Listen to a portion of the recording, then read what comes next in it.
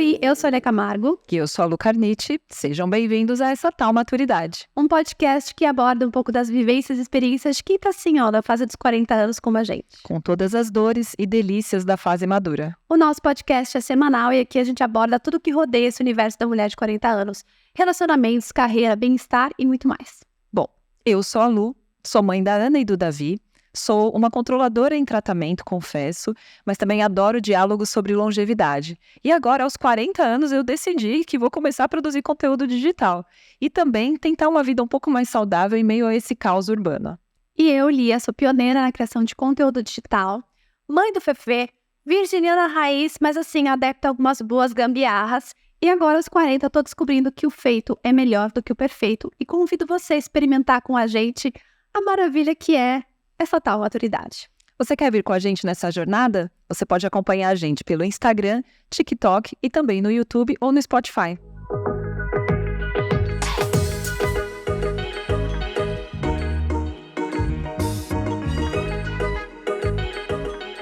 Escolher alguém para passar o resto da vida do nosso lado é um desafio e tanto. Hoje o assunto dessa tal maturidade é íntimo, a gente vai falar de casamento. E a gente vai falar sobre tudo que permeia o casamento aqui do ponto de vista de quem está com 40 anos. Isso para quem casou cedo, isso para quem casou um pouco mais tarde, isso para quem nem quer casar. E para quem tá divorciando, é um episódio assim cheio de revelações. Como sempre, aquele clichê, vamos começar do começo, amiga? Vamos situar, na verdade, qual é a história? Você é casada há quanto tempo? Olha, o Lei e eu vamos completar 22 anos juntos no total. Tá. Vocês começaram a namorar super cedo, o Dani. Sim, a gente começou a namorar com 19 anos. E aí, aos 21, nós ficamos noivos. E aos 23, nós casamos. E eu não estava grávida, hein? Deixando bem claro, casei porque quis. Porque a gente queria começar logo a vida juntos. A gente estava na faculdade ainda, aquela coisa de o que eu vou fazer da vida, por onde vamos seguir. E a gente decidiu juntar forças aí e começar o casamento. Quando eu conheci a Lu, a gente estava nessa fase de começo de namoro, as duas, assim. Não comecei não, a gente começou tão cedo que já era na hora ali. E um dos temas que acho que a gente se identificou foi isso, né? Que tinha ali aquele namorado da vida toda. Então, em meio a trabalhar no mesmo lugar, a fazer faculdade, estar vivendo o mesmo momento da vida, a gente tinha essa história do casamento. Mas você casou, né? Oficializou, né? Muito antes de mim. Foi em 2006, acho que você foi em 2013, né? Se eu não me engano. Eu comecei a namorar com 16 anos. Aí o Daniel era 5 anos, é 5 anos mais velho. Está vivo, é 5 anos mais velho. E aí eu fui casar quando você me fez um casamento, amiga. Acho que foi Malu, além de podcaster, empresária, mãe, controladora, ela fez também, ela é ótima em fazer eventos. Ela foi a pessoa que chegou na minha casa e falou: tá, amiga, você quer casar? Eu quero fazer você casar. Vamos lá, tiramos do papel o plano, né? Pra você ver quantos pratinhos eu tenho aqui, ó. Há 40 anos equilibrando, sei lá quantos pratinhos, não sei nem quantos. Belíssima. Foi incrível, né? Foi um casamento cheio de detalhes, muito cheio de significados, né? Tem vídeo no meu canal, do meu mini wedding, tem um monte de post no blog que a gente conta de cada escolha, de cada coisinha, de cada fato. Foi uma época que eu colaborei, né? A gente ficou falando sobre isso, acho que deu uns 4 meses mais ou menos, e a gente sempre trazia para o seu público um pouco, né, do que era o universo do casamento. Eu acho que é legal isso porque a gente tem vivido as nossas fases ali, né, meio par e passo, como você falou. A gente estava ali, estagiárias, começando a vida, casamento, e agora a gente chegou aqui, nessa tal maturidade. E fui no seu casamento também, que foi bem antes, você casou mais cedo que eu. Exato, você foi como convidada, tem lá a sua assinatura no meu livro de assinaturas, tá lá, Lia do Universo. Ela colocou entre parênteses assim. As pessoas falaram, parabéns, casou. Depois você ia saber ter uma Lia na sua vida, que seria, né? Então, Lia, um beijo, Lia do Universo. Tá, e aí você tá com 22 anos, você falou? Que a gente tá juntos 22, mas que a gente vai fazer de casados 18, então são 18 anos casada. Qual é o segredo dessa parceria de sucesso? Qual o segredo? Como dormem, né? E olha só, que o Lei e eu, a gente, além de estarmos juntos já há 22 anos, vamos fazer, estamos casados há 18, a gente ainda é sócio, nós trabalhamos juntos o tempo inteiro. Somos pais dos mesmos filhos, então temos também a função de... Bom explicar. É bom explicar, porque é marido e esposa, é pai e mãe, é sócio. Nós somos cunhados também, e com cunhados isso é maravilhoso. As pessoas, isso é incrível. Assim, a família toda casou ali. Pra quê? Multiplicar o DNA, né? Então, eu comecei a namorar o Lê, e aí 1 ano depois meu irmão começou a namorar a irmã do Lê. Então, a família se juntou, assim, de várias formas. Então, eu sou cunhada do Lê, eu sou concunhada do meu irmão, eu sou cunhada da minha cunhada, concunhada da minha cunhada. As sogras se gostam, porque assim, gente, todo mundo da família, só vocês e vocês. Tem que dar certo, porque são tantos laços, são tantas ligações que tem que dar certo. Mas, e todos trabalhamos juntos, então, só minha sogra e meu sogro que não, mas do resto todo mundo trabalha junto, então são vários laços. Mas, de certa forma, a gente sabe respeitar muito bem o ambiente de cada um, né? Os momentos de cada um, apesar de estar tudo, sim, muito próximo. A gente tem essa delicadeza de saber onde é que cada um tá. Mas eu acho que tem 2 coisas, né, que são mais difíceis, assim. Uma é a questão de estar muito tempo juntos, que realmente não tem muita magia, assim, pelo menos pra mim, que eu percebi com o casamento, é que não é, um toque de mágica, assim, felizes para sempre. Ele tem muito esforço de dia a dia. Então, todos os dias tem muito esforço para você fazer um casamento, se manter, um casamento, assim, prosperar. E aí tem o outro detalhe também, além do fato, né, de ser um longo tempo, é que é isso, estar junto em todos os momentos, muito grudado, também é uma coisa que pode dar, assim, uma cansada, né? Sim. É uma misturada até das emoções. Então, assim, você teve uma discussão no trabalho, você vai pra casa, você olha meio feio, cara, do marido.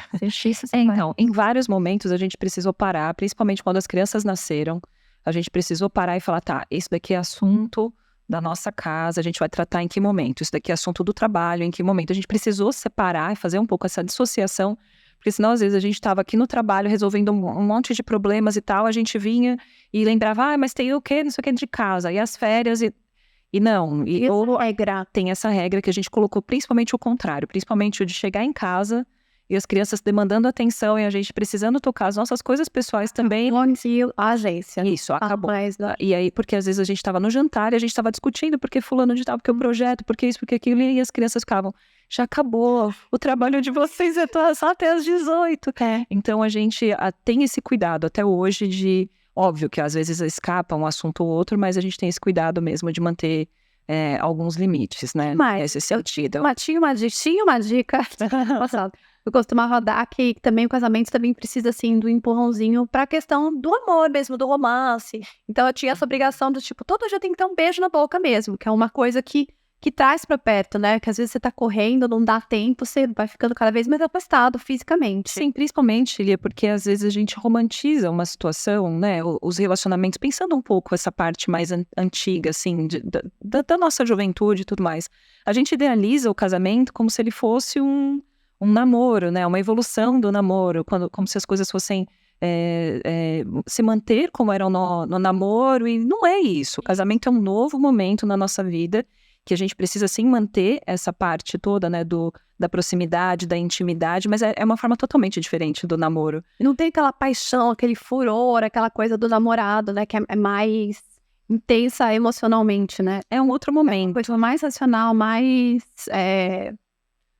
tão profunda quanto, mas de uma forma, assim, mais tranquila, talvez. Sim, e um outro momento mesmo de maturidade em que você mora na mesma casa, vocês estão juntos, vocês estão compartilhando momentos, vocês estão compartilhando decisões, tomadas de decisões. Quando você começa a namorar uma pessoa, você tá na sua casa, ela tá na casa dela, e vocês vão tocando suas vidas, lógico que em alguns momentos juntos e algumas decisões em conjunto, mas na maioria das vezes você volta para sua casa, acontece alguma coisa, você volta para o seu lugar, né? E ele volta para o dele, ou ela volta para o dela.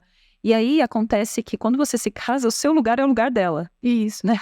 Então não necessariamente você vai ter o seu próprio espaço, o seu próprio momento. Mas sabe que, bom, aqui no meu caso, você, por exemplo, o Lê já morava perto um do outro? Não, ele morava perto da faculdade.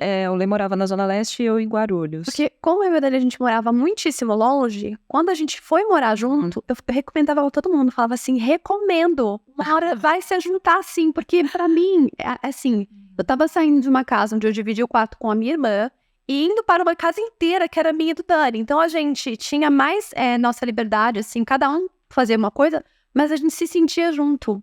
A gente tinha a sensação de que tava fazendo companhia. Então eu falava, cara, morar junto é demais. Inclusive ainda acho muito gostoso morar junto, recomendo.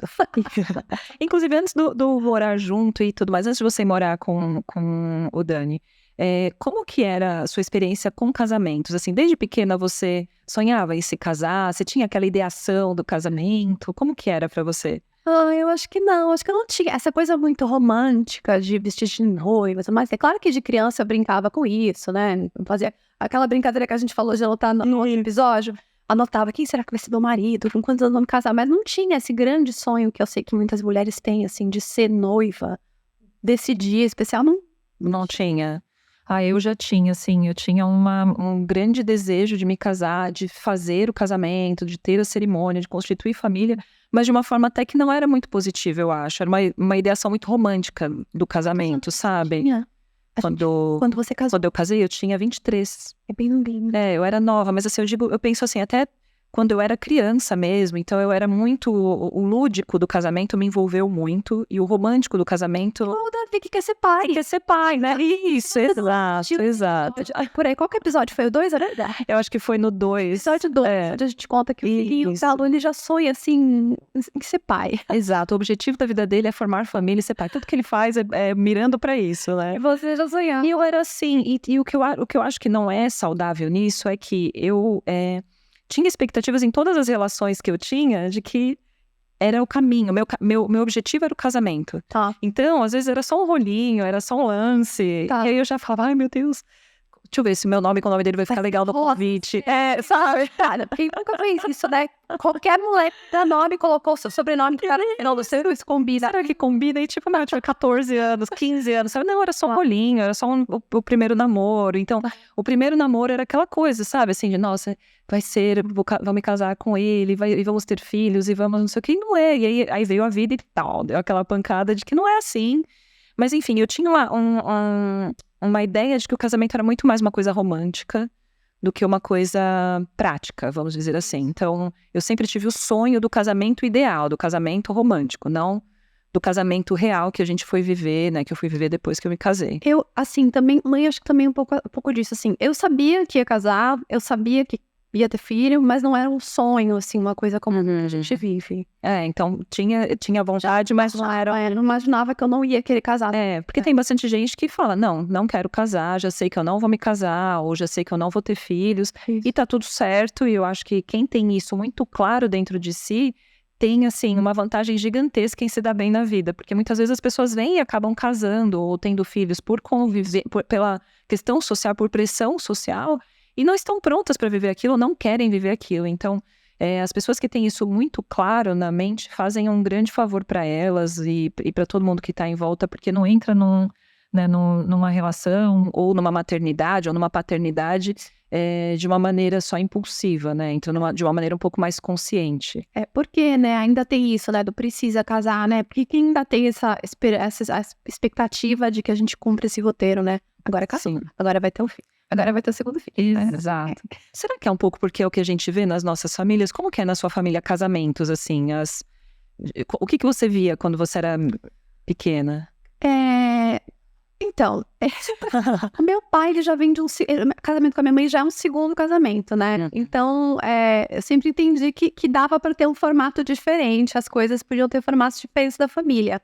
E da parte do meu pai também, os irmãos deles são divorciados, então também para mim, assim, acho que eu também sendo uma pessoa muito prática, eu entendi que tá legal ficar casado, tá legal ficar casado.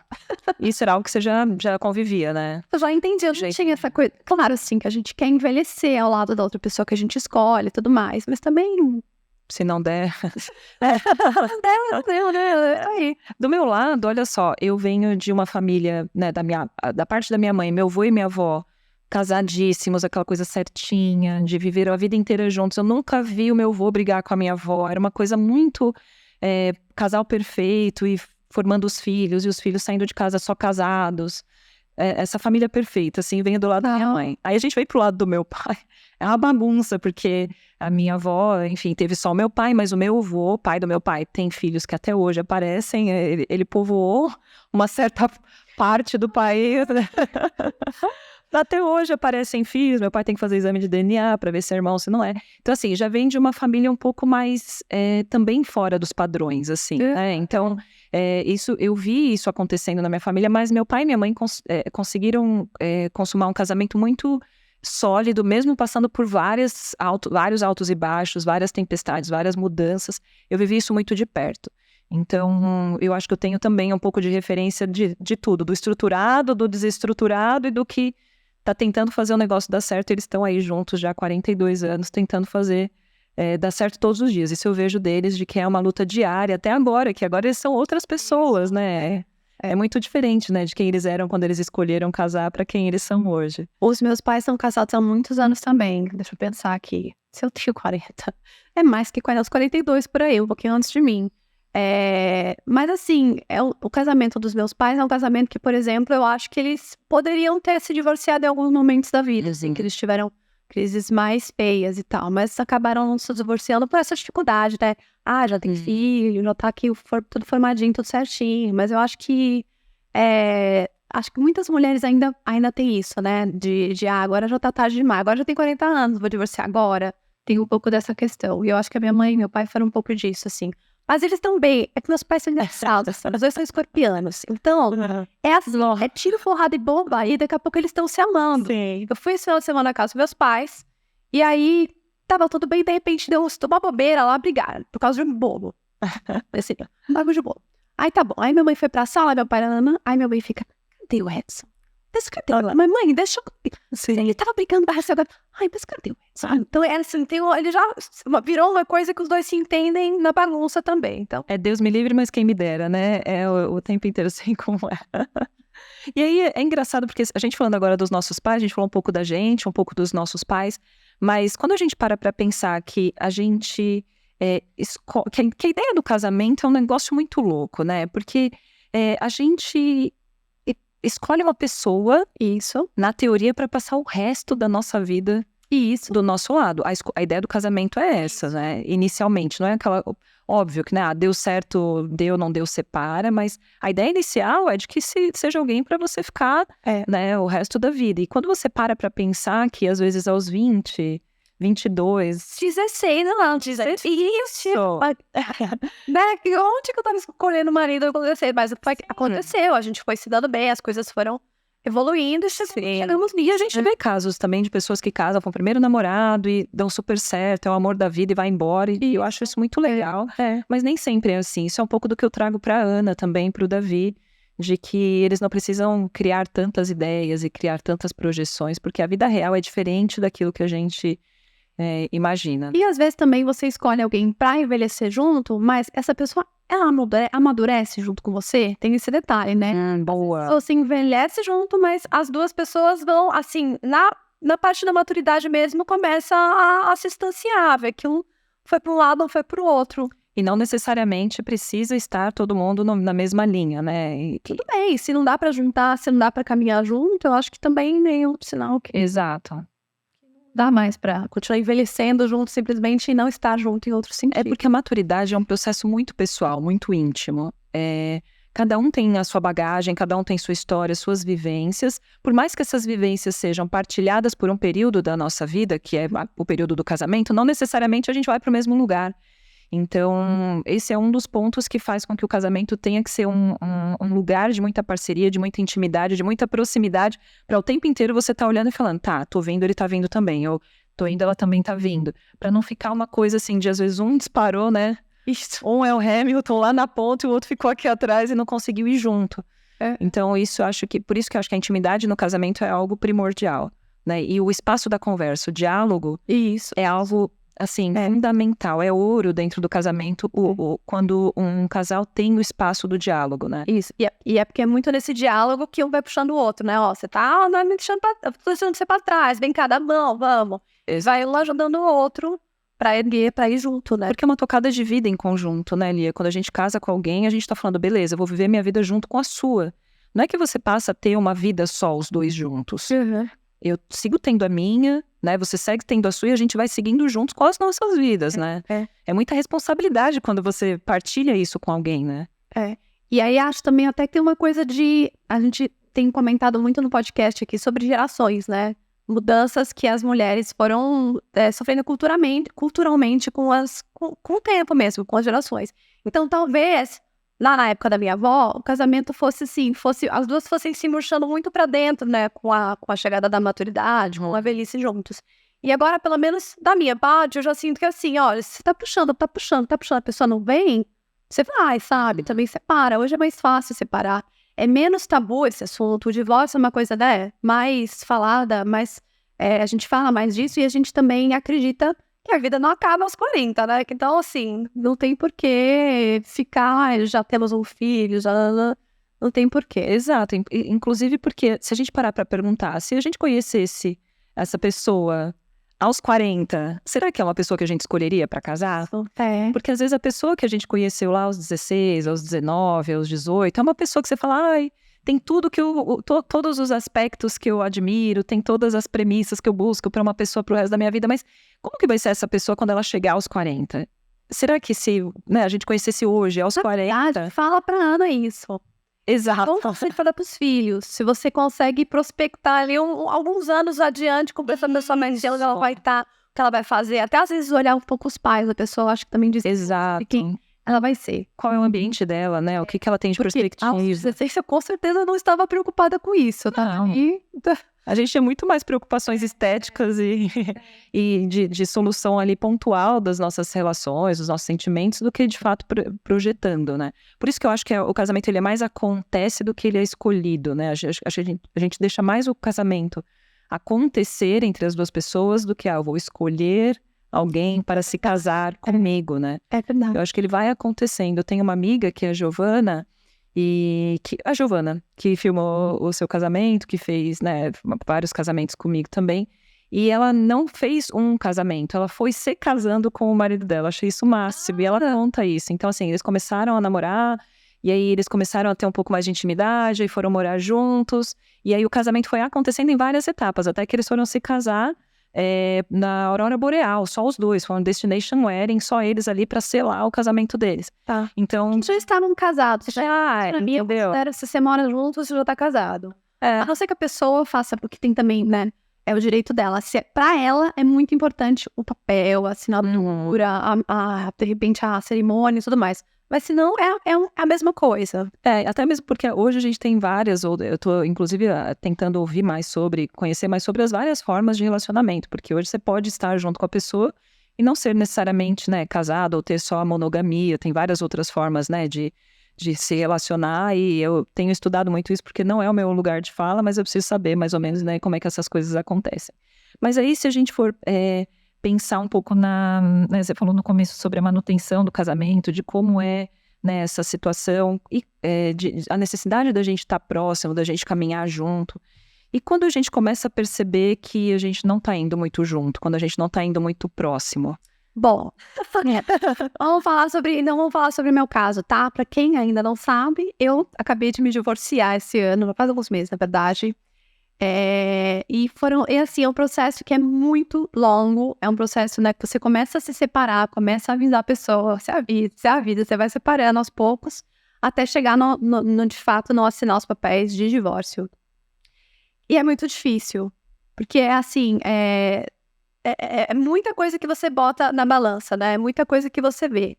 E aí eu vou contar pra vocês o meu lado, mas é óbvio que existe, assim, toda história vai ter o meu lado, o lado da outra pessoa e em algum ponto ali a verdade, né? No meio, mais ou menos, não.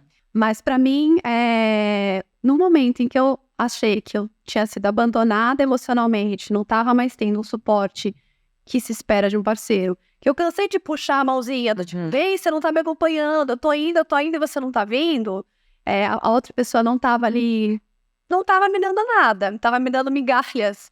Eu achei que era uma hora, assim, de encerrar esse ciclo e separar. E tomar essa decisão. É. Mas em algum momento você se sentiu insegura de tomar essa decisão, assim, aos 40? Assim, poxa, agora eu vou decidir isso? Eu acho que pelos 40 não foi o que mais me deixou insegura. Acho que a questão de você ser mãe, né, de você... E também, a gente divide uma vida trabalhando junto, morando junto, criando um filho juntos. pesaram mais do que o fator dos 40, mas eu sei que pra muitas mulheres o fator dos 40 é tipo, não, agora eu já tô com 40, eu vou arrumar marido agora, eu acho que eu vou eu acho que eu vou arrumar tranquilamente, 40, acho que mudou muito hoje em dia você tem muitas, as pessoas elas estão se divorciando mais, elas estão entendendo que elas não precisam viver uma vida infeliz ao lado de alguém que elas escolheram com 16 anos, e que não faz mais sentido, né? Que é aquilo que a gente falou lá no começo, né? Que talvez as nossas mães ou as nossas avós tivessem tido também essas necessidades de repensar seu posicionamento, repensar suas atitudes. Será que tá certo? Será que eu devo continuar? Não devo continuar? E aí acabam não tomando decisões por justamente pensar, eu tô aqui, já, né? A vida já foi, Tem nada mais já aconteceu. Uma né? senhora de 40 anos. Exato, né? Não, olha, a vida inteira pela frente, só decisões. Vamos lá, vamos. Né? Você acabou de revelar que tá parando, a história também faz Exato, nossa colega de 40. E ela também com essa mesma história de ser alguém que começou muito cedo a namorar com a mesma pessoa, né? E foi assim, por muitos e muitos anos junto. Por muitos anos. Filho, acho que é meio do Davi, do Fefe, né? Isso. Pequeno. E tá separando, gente. E daqui a pouco vai estar com um novo boy. É isso, a vida é assim. Porque são escolhas que hoje são muito mais fáceis de serem tomadas, muito mais simples, porque elas são discutidas. E é por isso que a gente trouxe esse assunto aqui para o podcast, para a gente poder falar com todo mundo que assiste a gente, com as pessoas que se identificam com o nosso conteúdo, de que, de fato, existem possibilidades e que as pessoas não precisam ficar presas em relacionamentos que são tóxicos, relacionamentos abusivos, relacionamentos que de fato não te fazem. E já é o suficiente se você realmente entende que isso não é só um ciclo, porque, né, relacionamento é assim, é montanha-russa, você vai ter momentos que você vai estar super bem, momentos que você vai estar ruim. E, então, assim, não dá pra misturar as coisas. Tem que saber analisar. Isso é o momento que a gente tá vivendo, ou essa fase dura 10 anos? Estou aqui presa em looping. Então, meio que isso, assim, é tentar entender e, claro, também analisar a gravidade das coisas, né? Que a gente, Exato. No caso agora da Ana Hickman, que tá se separando também. Exato. Também começou aos 16 anos. A namorar com... Não, casou com 16 anos. 16 anos. Ana faz 15 ano que vem. Se Ana, no outro ano, falar, vou casar, eu vou falar, você vai casar. Você vai ver com quem que você vai casar. Dá na sua boca. Eu vou chanel na sua bunda que vai casar. Não, de maneira alguma, né? É algo que... Antigamente isso era muito, acontecia demais, porque muitas vezes a gente vendo, inclusive o caso dela, né, como exemplo, ela vivia um relacionamento abusivo dentro de casa, né, ela confessou sobre a questão do pai, que o pai também era uma pessoa que era uma pessoa tóxica e tudo mais, e aí muitas vezes numa tentativa de sair daquele ambiente, acha que o casamento é a solução para viver algo diferente, algo mais mágico. Um bom casamento é uma boa solução por muitos anos, mas é um momento em que não era mais, e é difícil às vezes você perceber, né? Você ter esse parâmetro mesmo para você analisar. Exato, e isso é um ponto, Lia, porque não é porque um relacionamento acabou que ele não deu certo. Um relacionamento pode ter dado muito certo por muito tempo, e pelo tempo que ele durou, ele foi ok, ele contribuiu, ele colaborou para ambos, só que em algum momento ele deixa de ser algo que seja positivo, e não quer dizer que ele deu errado, ele deu certo enquanto aconteceu. E às vezes não é que faltou manutenção, né? Digo experiência própria, porque tem essa coisa da manutenção, por isso que é difícil. Às vezes um tá na manutenção e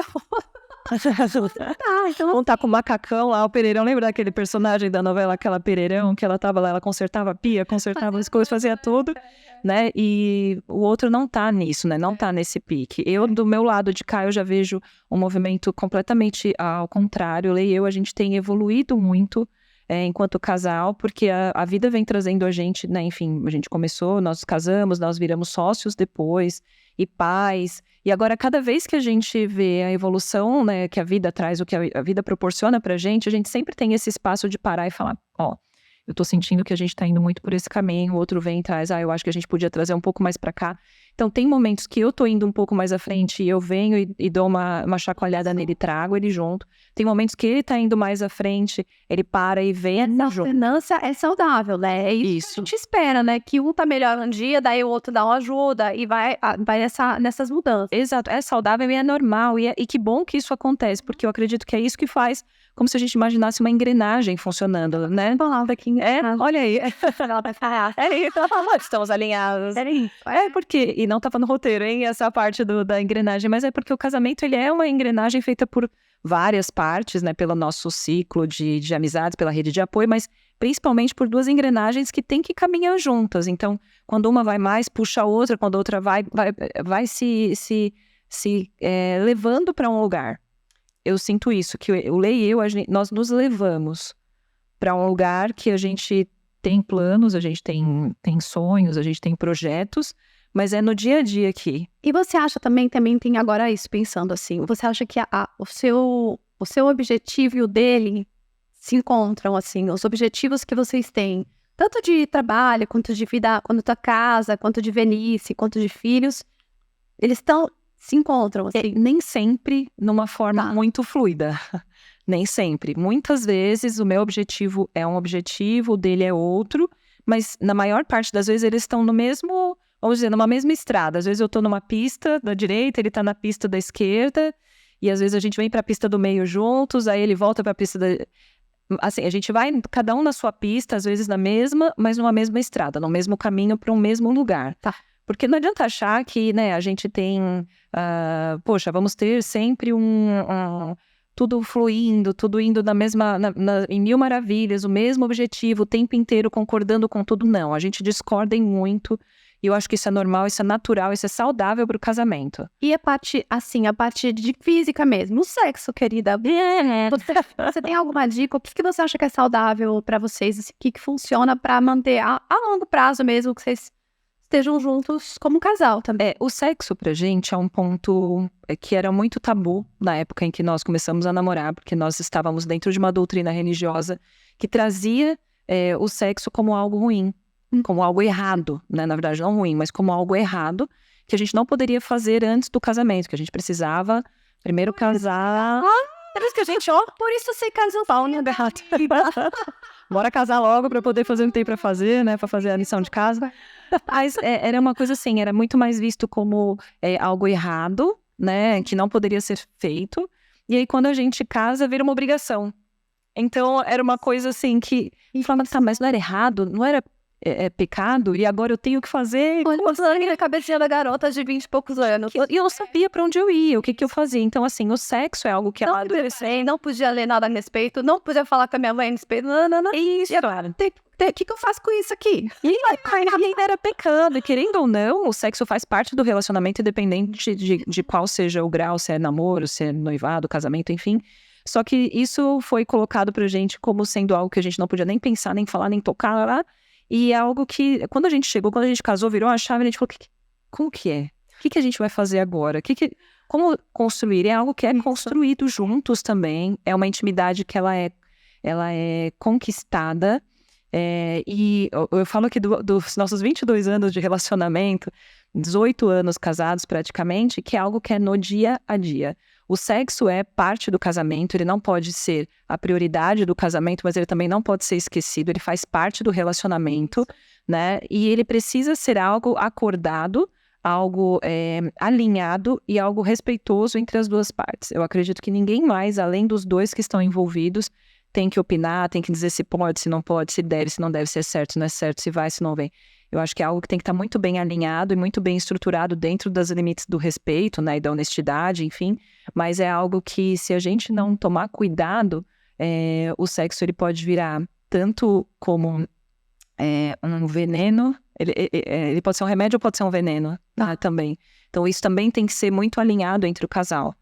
E eu acho que é normal, assim, eu penso parecido com você, eu tive 23 anos de relacionamento, então eu acho que tem uma evolução do sexo também, que não é só ganhar intimidade, mas é ir aprendendo também, a se entender na cama, a se entender como mulher, o que você gosta, o que não gosta, o que seu parceiro gosta, o que ele não gosta, que é uma coisa que a gente não tem de início, né, que o casamento, isso é uma coisa positiva, porque você tá tanto tempo com a pessoa, que o ideal é que você desenvolva ali, né, que você tenha uma evolução nisso também. Exato, e nós não somos ensinadas, as mulheres não foram ensinadas a pensar sobre sexo. As mulheres não foram ensinadas a falar sobre sexo, principalmente nós que estamos aqui, né, próximo dos 40, nós não tínhamos esses diálogos, pelo menos acredito que a maioria de nós não tinha esse tipo de diálogo na nossa infância, nem na nossa adolescência. Então nós tivemos que construir isso e muitas vezes ideações feitas com base em que a gente via em revista, o que a gente ouvia, alguém falava em filme, era uma coisa, não tinha acesso à internet, então era tudo muito mais romântico do que o que de fato Aliás, tem até essa divisão, né? Que pra mulher sempre, na nossa época também, porque eu acho que isso já tá mudando, mas assim, era a parte da mulher era toda muito romântica e a do homem era assim. Exato. Censura minha o que eu vou falar. E do homem não, já é uma outra coisa que também não é a realidade, né? Também são dois extremos, né? O cara que tava assistindo uma coisa, um pornô, vendo uma revista de mulher gostosa pelada. Isso. E a menina romântica que leu, ele fez o teste pra saber. Esperando o príncipe, né? Na hora de fazer amor. Isso, mas aí eles chegam lá e falam, tá, o que a gente faz com isso aqui que a gente tem, né? Então, por isso que eu acredito que a conversa, o diálogo sobre sexo deve acontecer desde a infância.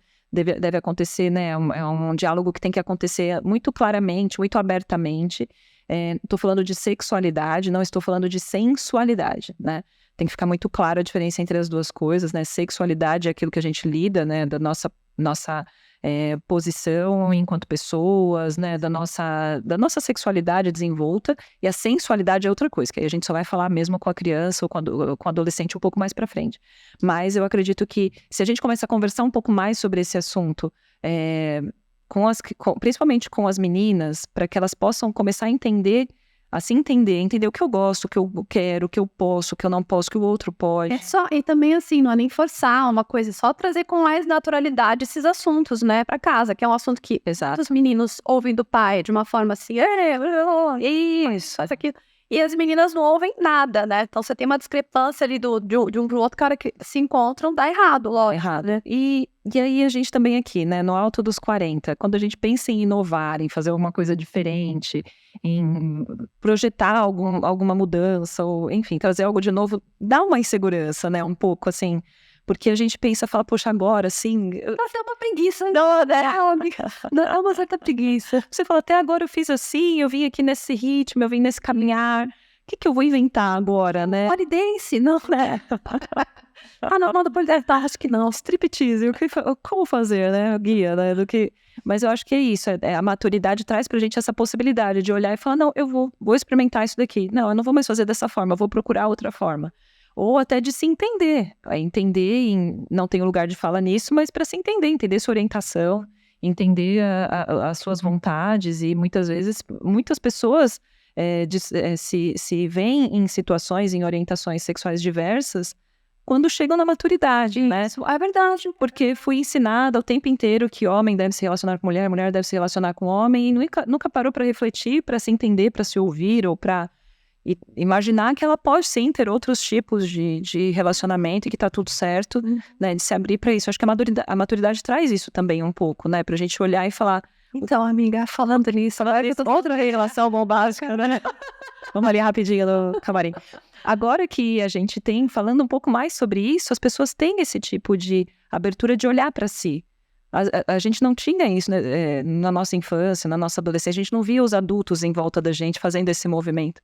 Isso é algo que hoje a gente fala e tá tudo muito mais claro, né? Tudo muito mais tranquilo de se falar. Agora, conta pra mim, você que tá assistindo aqui a gente, eu quero assim, já que a gente tá falando dessas diquinhas de como manter o relacionamento, de como fazer funcionar, você que tá aí, que é casada, dá uma dica pra gente, conta pra gente o que é importante, o que faz pra você o relacionamento ser saudável ao longo, assim, do passar dos anos. É importante porque a nossa ideia é que aqui a gente seja um espaço de troca. A gente também quer ouvir como é para vocês, porque muitas vezes a gente não tem como abrir esses detalhes, esses comentários com muitas pessoas, e entre nós a gente gente, aqui entre isso, ninguém tá vendo. É isso que eu penso. Então tem muitas coisas que a gente dividiu agora aqui no camarim, coisas que a gente traz, e muitas vezes a gente não tem tempo de parar e sentar e conversar. Então é um pouco desse espaço que a gente quer trazer aqui, a gente quer ouvir de vocês também, quem sabe aí não tem alguma dica, tem algum caminho que a gente vai trazer pra gente também, pra nossa vida, não é? E aí, a mãe tá on. Agora a mãe tá on, a mãe tá na pista. Me conta, como que vai ser pra você, assim, você consegue agora já se enxergar dessa forma, assim, dissociada, eu já tô... Não, porque eu ainda tô nesse processo de que o sozinho é melhor... Desculpa meu filho, parece que sozinho é melhor que mal acompanhado, mas não... É assim, eu acho que eu cheguei numa conclusão de que estar sozinha nesse momento... faz mais sentido pra mim do que estar com alguém que eu acho que não cumpre o seu papel. Então, eu ainda tô com a cabeça muito nisso, assim. Vamos fazer isso acontecer, essa separação, esse divórcio, como vai ser, como que eu vou me virar sozinha e tudo mais. Mas, chegarei lá, vou ter que estar na pista. Eu, inclusive, conheci o meu ex-marido por carta. Eu não faço ideia agora o que é aplicativo.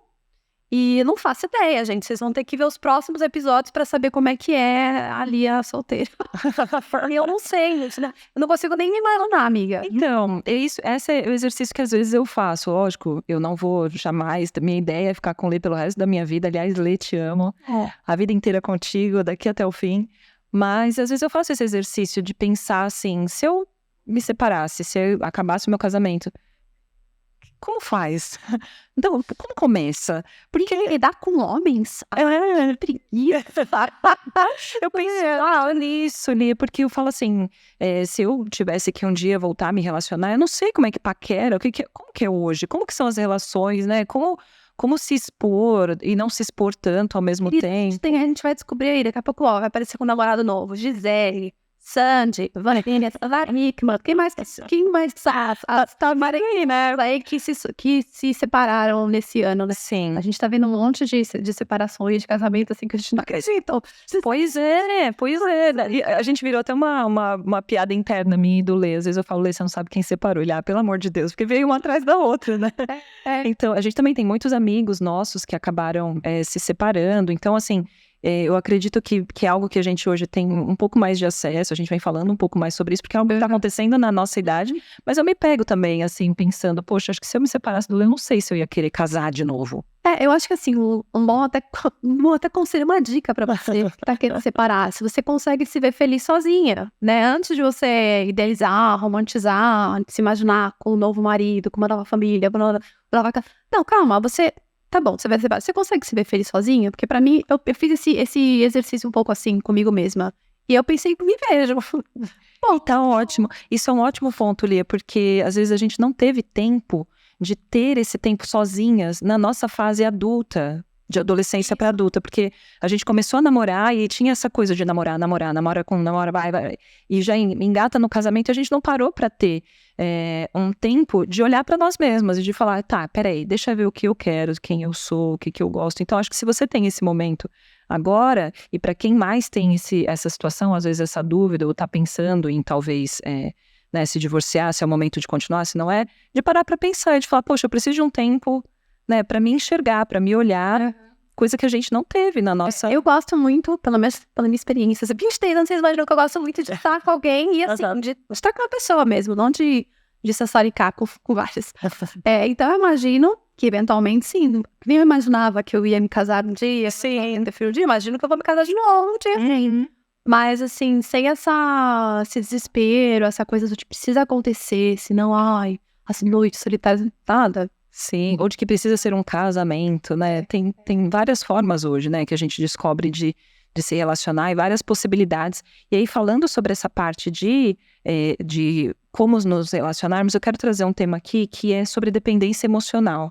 Muitas pessoas passam por relacionamentos que são de extrema dependência emocional, em que a esposa ou o marido, ou enfim, as pessoas que estão ali relacionadas têm uma dependência emocional muito forte do seu cônjuge, né? Isso. Esse é um ponto de atenção, porque dependência emocional é algo que pode trazer resultados muito complexos e de vários níveis, quando você pensa que tem uma pessoa dependendo emocionalmente do outro. Eu não estou falando aqui que você não deve ter relações ou que você não deve pensar em ter uma conexão. Mas o motivo da sua felicidade não pode ser outra pessoa nunca. Então, Lê, ela te ama, mas você não é, né? Só da felicidade dela, meu.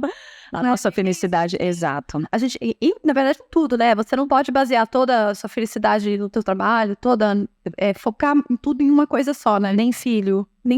Né? Porque é um movimento que muitas de nós que somos mães fazemos, de projetar a nossa felicidade no outro, e não é. A nossa felicidade é uma responsabilidade nossa, por isso que relações com dependência emocional são relações que precisam ser revistas. Se essas relações não podem ser revisitadas sozinhas, precisa ter o acompanhamento de um profissional. a abertura disso com amigas, a abertura disso com pessoas que são de confiança, porque a dependência emocional num relacionamento, ela traz sempre uma pessoa ligada à outra, e a emoção dessa pessoa está ligada às ações da segunda. Então, a dependência emocional não é algo legal dentro de um casamento, assim como a independência também não é. Ser completamente independente, não preciso de, assim, ter de uma forma fria, né? Não preciso de ninguém. Não preciso do outro, não preciso de ninguém, a gente tá aqui juntos, a gente dorme junto, depois a gente separa, a gente vai, eu toco minha vida, você toca a sua, meu dinheiro, seu dinheiro, não é. Então, assim, nem o excesso da dependência emocional e nem o excesso da independência emocional. Eu acredito em relacionamentos que tem como base a interdependência. O que é a interdependência? Nós dependemos das relações que nós construímos juntos. Nós somos interdependentes. Eu sou um indivíduo, você é outro. Aquelas bolinhas assim, as bolinhas uma por cima da outra que você tem. Isso, era, né? As duas, assim, né? Que faz os dois círculos e no meio tem a interdependência. Exato, é isso. Eu continuo sendo um ser independente nos meus sentimentos, independente nas minhas atitudes, e a outra pessoa também, mas em determinados momentos a gente tem ali a nossa interdependência que faz com que a gente continue seguindo enquanto um casal, né? E não que eu seja totalmente dependente, porque nos relacionamentos que a dependência emocional existe, quando há uma separação, um divórcio, uma morte, né? A pessoa se torna viúva, ela perde a razão de viver, né? Ela não se vê ali, mas naquele lugar, né? E sabe, eu acho assim, que pra outra pessoa também não é legal isso, assim, você ter alguém que dá a vida por você, que depende completamente de você. Exato. A não ser que a outra pessoa também esteja ali precisando ajustar umas ideias ali com o médico mesmo, mas senão é bom pra ela que você seja dona de você mesma e tenha as suas outras coisas que você ama, que você gosta, que te deixam realizada. Eu acho que se as duas pessoas estão vivendo essa relação assim de dependência, as duas estão com problema ali, estão precisando pensar a respeito, se cuidar mais. Exato, isso é muito importante para todos os formatos e todos os modelos de casamento e de relacionamento, sejam eles casamentos oficiais, casamentos, né, ou só estão morando juntos, estão vivendo juntos, se são casamentos monogâmicos, poligâmicos, se são casamentos a todos os formatos, né, homoafetivos, olha aí, você tá livre, você é livre, garota. Né? Vocês estão blanca. Você é livre, garota. É exatamente isso, é poder entender que existem outras formas. Isso pra gente que foi feito, ensinado a só tem essa forma, só tem um jeito, não. A nossa geração ainda foi muito quadrada, né, muito certinha dessa parte. E as pessoas que escolhem não casar. Inclusive, tá aí uma escolha que é muito louvável, mas do meu lado aqui, eu continuo acreditando no casamento do meu ponto de vista do que eu tô vivendo. Né? A minha vivência com casamento, recomendo. Fica a dica, recomendo. Desde que seja uma pessoa parceira, desde que seja uma pessoa que vem junto com você. Mas não acha que vai ser sempre mil maravilhas, não acha que sempre vai ser um conto de fadas, não existe. Os contos de fadas não existem. Você sabem disso, né? Dos divórcios que são muito assim, do nada. Tipo, acabou de casar, já separou. E a gente vê muito isso, né? Muitas separações são feitas muito rápidas, a gente tem visto acontecer. E eu acho também que, às vezes, a pessoa tem que ter uma paciência, né? Tem são fases. Que essas fases realmente vão acontecer, não importa o quanto você seja louca pela pessoa, quanto vocês tenham tudo a ver, quanto a família não importa. Vai ter fase, vai ter momento ruim. Você vai falar, larga tudo, vou divorciar, que não vai. É só uma fase. Porque o amor sendo a base da manutenção desse casamento vai te levar para um lugar de resiliência. Para um lugar de... Falta, assim, nesses casais que separam muito rápido. Você acha que faltou ali o diálogo, de repente? Eu acho que o diálogo é a grande chave da manutenção do relacionamento. Porque muitas vezes, se você não tem esse espaço de diálogo e não tem uma troca, essas diferenças que são normais e que acontecem, que são saudáveis para o relacionamento, passam a ser um gatilho para falar, ele não serve para mim porque ele gosta disso e eu não gosto daquilo. Outra dica também que eu acho que também ajuda, que é o ceder. Que é uma coisa que eu aprendi muito no meu casamento, que é... A gente quer fazer tudo do nosso jeito, a gente tá vindo da pessoa independente para de repente dividir tudo, né? E é uma lição muito importante você aprender a ceder, aonde que você deixa o outro, que você engole o sapo às vezes, umas coisas que você não queria e deixa acontecer pra ter uma harmonia. Então, assim, às vezes você quer ser feliz e você quer ter razão, né? E quantas vezes a gente prefere ser feliz, né? Tem que ser. E eu acho que isso ajuda, é uma coisa importante, assim, claro que, né, não todo dia, tudo por meses, mas Eu aprendi muito nesses anos, assim, a ceder e ouvir mais o outro. Sim, e a flexibilizar até um determinado ponto que não te prejudique, que não te desonre, que não seja algo, né, que tire ali as premissas básicas de um relacionamento, né? Então, isso eu acho que é muito importante. O casamento, gente, não tem fórmula, não tem caminho certo, não tem jeito certo ou jeito errado. Cada casal tem sua condição, cada casal tem a sua vida, a sua história. E o que a gente sempre diz é que o casamento ele precisa ser respeitoso, que tem que ter respeito entre os dois têm que estar saudáveis dentro dessa relação, os dois têm que estar felizes dentro dessa relação, e não é o tempo inteiro que a gente vai estar feliz. E o respeito, né? Eu acho muito importante que é desde o início. Essa é uma das chavinhas ali que desde o início, essa aí não tem negociação, né? Exato. Mesmo durante uma discussão, um problema, tem que ser respeitoso. Porque é uma coisa que eu acho que não volta assim, não tem como voltar atrás. Uma vez que você desrespeitou uma pessoa ou foi desrespeitada, é muito forte. É uma coisa que isso realmente é o que pode estragar. Aliás, o respeito era algo que tinha que ser básico para qualquer tipo de relação, né? Isso. Seja amorosa, seja de amizade, seja do que for. Tem brigas. Não é, a gente não tem, não. Brigas, mas que se respeitam, tá? Exato, e é isso. Muitas vezes o casamento que é o lugar onde você se expõe mais. Eu acho que das relações que a gente tem, né, o casamento é a relação que a gente mais se expõe, que a gente mais se vulnerabiliza. Então, a forma disso se tornar, a probabilidade disso se tornar algo com retaliação quando não há respeito é muito grande. Por isso, a gente precisa ter muito cuidado de saber que enquanto estamos casados, nós estamos acessando algo muito íntimo da outra pessoa. Existe uma responsabilidade muito grande, né? E quando a gente tem respeito, mesmo que depois chegue num determinado ciclo e acabe essa relação, o respeito se mantém. Né? Isso eu acho que é primordial. E aí, você falando tanto, né, da história da dependência afetiva, a gente tem, eu acho que deve ser o maior motivo pelo qual as mulheres não se divorciam, que é a dependência financeira, né, que é uma coisa muito comum ainda da nossa geração, né, das mulheres que deixaram a carreira, ou que não tiveram uma carreira, como a gente falou no episódio 2, para cuidar da casa, para cuidar dos filhos, para fazer outro tipo de trabalho, que é aquele trabalho que não é remunerado e não é reconhecido. E aí, de repente, ela se vê num momento da vida dela em que ela não deseja mais estar naquele casamento, não deseja mais manter aquele relacionamento, e ela não tem nada, né, sozinha, assim. Ela é dependente, todo o dinheiro da família ali, o dinheiro da vida dela vem do lado do marido. Isso acontece em maioria mesmo entre homens e mulheres, quando são relacionamentos, né, heteroafetivos, do homem ser o provedor da casa e a mulher, né, ser a dependente, e que tá tudo bem se você escolher abrir mão da sua carreira para cuidar dos seus filhos, deixar de trabalhar para cuidar da casa. É uma coisa a se pensar também quando as coisas começam, né, que eu falei que é um grande processo, o divórcio também, a separação. Quando as coisas você vê que estão começando a dar errado, às vezes é um momento para você ali abrir um pouco a sua perspectiva e imaginar, tá bom, mas como eu me vejo, o que eu poderia fazer? E até é uma coisa gostosa, porque você agora, né, nessa fase que a gente tá, nessa época que a gente tá, a gente tem tanta possibilidade, a gente não precisa voltar para uma faculdade para fazer, você pode empreender de outras formas, pode tentar de outras formas. Então, eu acho que dá para tentar ir se preparando para isso, porque não dá para você ficar com uma pessoa que não tá funcionando, que às vezes você tem problemas seríssimos acontecendo em casa porque você não tem a sua própria independência financeira, né? Eu acho que no momento em que a pessoa se identifica num relacionamento que ela já não cabe mais ali, que ela não quer mais estar ali, e ela tem essa trava por ser dependente financeiramente ou emocionalmente, mas aqui a gente tá falando principalmente da questão financeira da outra pessoa, eu acho que é o momento de contar com a sua rede de apoio, de olhar para os lados, de conversar com amigas, de conversar com amigos, de conversar com a família e de trazer uma solução para uma situação que muitas vezes te prende num relacionamento que não está sendo tão bacana. Então, e o divórcio, é muito difícil estar sozinha nessa época, essa fase de separação. Assim, o apoiozinho que você tiver de uma pessoa já vai ser um peso das costas que você tira. Então, vale muito a pena você realmente conversar com as pessoas, procurar ajuda.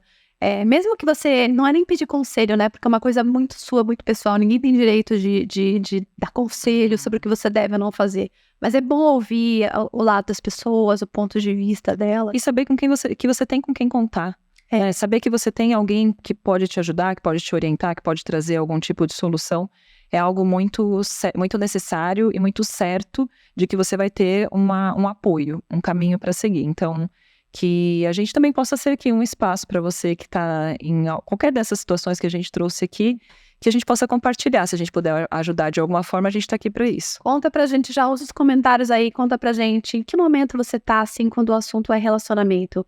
Você é casada? Você é recasada? Você não tá nem aí, não quer saber de casar? Você tem outras prioridades? Você é divorciada? Você tá querendo se divorciar? A gente quer ler tudo aqui, dar vários joinhas e compartilhar mesmo as nossas vidas com vocês. Você vai ver que não é só você que está nessa situação, você vai ver que tem mais gente pensando igual, mais gente com as mesmas dúvidas, com os mesmos medos, com os mesmos anseios.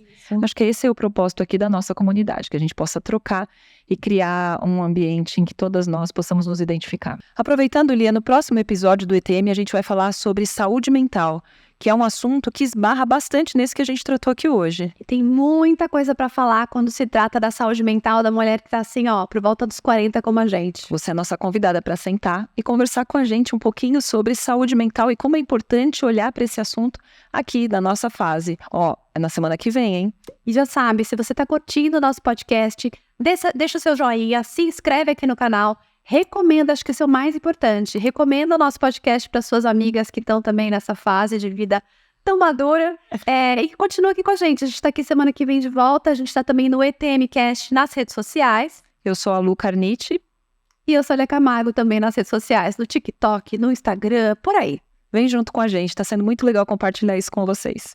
Um beijo. Beijo. Tchau.